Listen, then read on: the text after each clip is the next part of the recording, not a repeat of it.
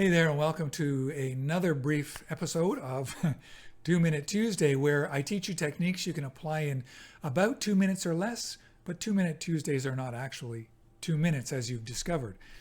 And so here, let me pull over. I got an image from Neil, and I owe you an apology, Neil. This was sitting on the wrong folder on my hard drive, and it only just popped up for me. And so here we have this beautiful image here of a woodpecker, and a number of things are going so right with this image. The good sharpness and focus, catchlight in the eye, good stance on the perch. There's three things I'd like to address in this image. Number one, and I just want to reset because it's already missing. Number one is on the original image, this stick is along the feather. And if you were going to submit this to a competition to BBC or National Geographic, you can't clone. But if you want to make a print of this, or you want to put it in a calendar or on a card, or you wanted to sell this as a print, I would actually eliminate this.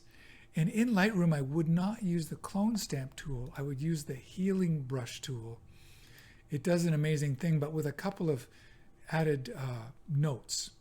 First of all, the healing brush, let me make it really wide here. And make sure it's on heal, yeah. And I just want to make sure. I'm going to put my feather way in here. There. So the healing brush tool, as we saw in other episodes, copies texture. And I'm just going to show you here when we have a soft edge. I don't even know if I can do it. With the healing brush tool, it's going to try to bring texture over. But if you do it too much with a soft edge, and you can't really see it, it can start to make things a little mushy. I actually prefer a hard edge. Do you see what happened there? See how it's very soft? A harder edge maintains more of the texture I'm copying over. And the difference between heal and clone is heal is trying to bring textures over but maintain the luminance or brightness. Whereas if I clicked clone, it's trying to bring an exact copy over of what I'm hovering over. And again, if I have a soft feather, it can look kind of weird around the edges. So I want heal in this situation, and it's bringing over texture. So let's delete that, and let's use that healing brush tool. And I want a completely hard edge. I find it works best, especially when intersecting the branch. And then I'm just going to bring that up to the branch. Now, right now we can still see the branch because the opacity is not 100% yet. So once I move that up to 100%, do you see over here now? Take a look at that, and it's completely gone, and it doesn't look at all like I've done anything. And so that's the way I would do that, using the healing brush tool. Let's move to the next thing. I find that this is very bright leaving the page. Bright things, these are the areas of high contrast leaving the page are very distracting. And so I would like to grab a brush tool and zero everything out. On the brush tool, you'll notice a darker or brighter inner circle and a softer outer circle. And what that inner circle does is, if you have this auto mask checked, sometimes this can fail on you because it can create some strange edge artifacts, but I believe it's going to work well here. Auto masks tells it everything that I sample inside of that dark circle, it's going to try not to make the effect go outside to that softer edge. And so I'll show you how that works. Here I want to bring my highlights down. And so first let me show you with auto mask off. Let's make it, not that one, sorry. Auto mask off. And let's just bring down exposure, for example. If I was to brush along here with just exposure, I think auto mask there is turned off. My feather's turned on. My flow is there. Interestingly, the pin I saved is still auto masking. That's really strange. Let me try again. Exposure's down. It always happens during demos.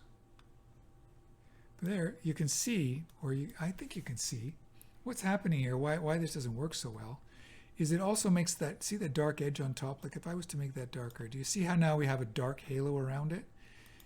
If the edge is over the edge, it keeps making what's outside that area darker. So now we have a dark band right on the edge. We don't want that. So if I delete the pin and I turned on auto mask, it'll stay within, do its best to stay within the inner circle. And so when I brush on there, it doesn't create that dark on the green area at all. It leaves that alone. And so I might actually turn my exposure up a touch and just bring my highlights down there. Now let's look at the difference. We'll come off of that. And now that is not leaving the page on a bright note. It's a darker note. And if we just look at that, let me go back and turn that pin off and that effect off and on. You see that's on and that's off?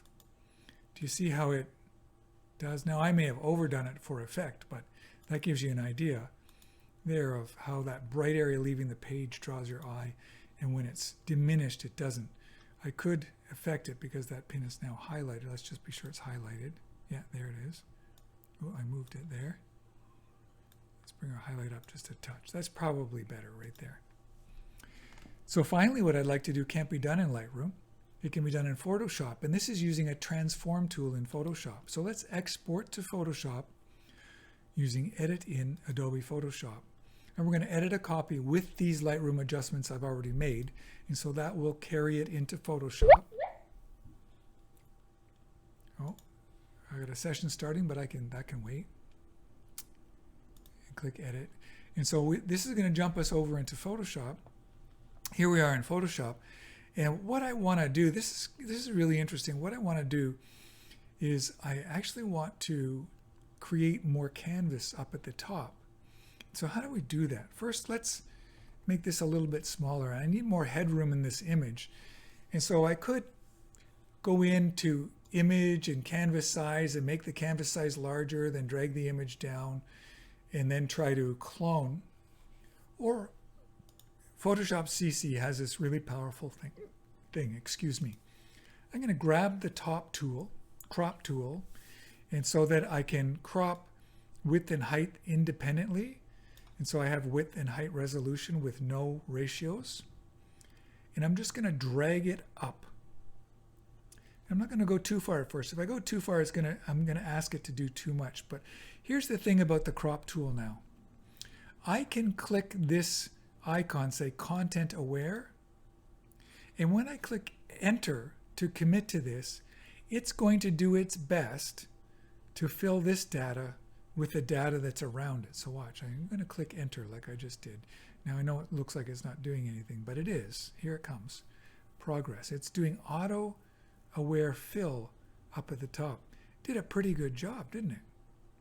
Now if you're bothered that this bokeh circles aren't circles, that's easy to fix. But now we have an image that has more headroom, and I think it makes a big difference. But let me just show you how I would fix this area. I would just grab my clone stamp tool. The keyboard shortcut is S for stamp, or you can just click here for clone stamp. And we're going to make our brush or our clone stamp a little bigger. There, kind of like that. And you want to have a kind of middle hard soft edge. You don't want a perfectly hard edge, but you don't want it perfectly soft. And then I'm going to sample an area close by, right over here. So I click while I'm pressing the Alt or Option key, and then I brush over here. In fact, let me back out of that. Control Z, Control Z. I actually want to bring my opacity down even more, maybe 40% up here, so that it doesn't build up all at once. And I'm going to make that circle just a little bit smaller. So Alter Option, click for sample, and then brush, click, sample, brush, click, sample, brush. And I like to resample a lot so it actually maintains a really natural look. I can do the same thing from this side. I can click for my sample and then brush it over.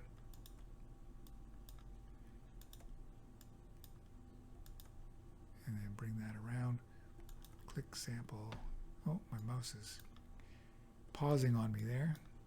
Click sample brush. And so now we have those bokeh circles there instead of them being stretching off the frame. So now let's save this back to Photo or to Lightroom. So we'll just click Save and we'll click Yes.